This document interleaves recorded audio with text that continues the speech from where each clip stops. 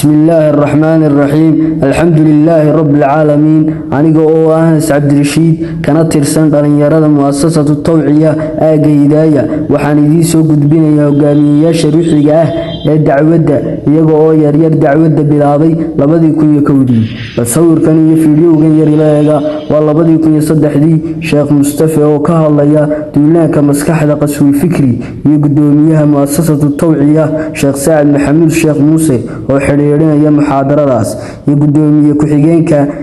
mu'assasada Sheekh Ismaaciil Cayaashe oo la fadhiya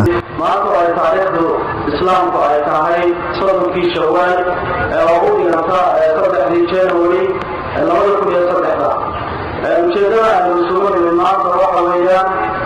arday maadaama ay galeen fasaxii ay galeen si ay uga faa'iideystaan ummadda ayaa waxaa loo soo diyaariyay nabiyada oo runtii ku saabsan duulaanka maskaxda ama fikri موضوع أصلا أكبر وأنا معايا وهو لقيل يوم كريم أيها إن شاء الله تعالى وفي الله إنه يقدر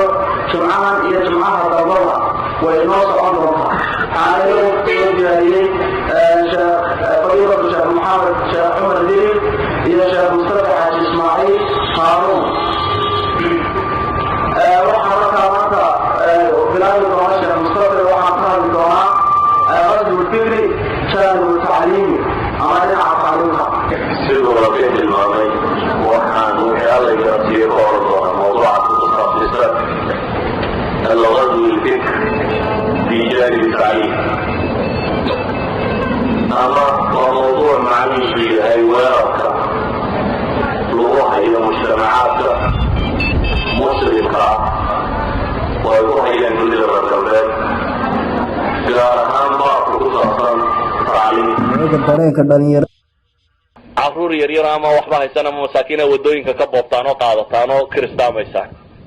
ama rag aan waxba haysan baa hunguriga baabka ka martaan oo kiristaamaysan saddexdii muxaadaraadka ay mu'assasadu u qaban jirtay waxay ka tirsanaayeen 4 dugsi sare ee xilliga jiray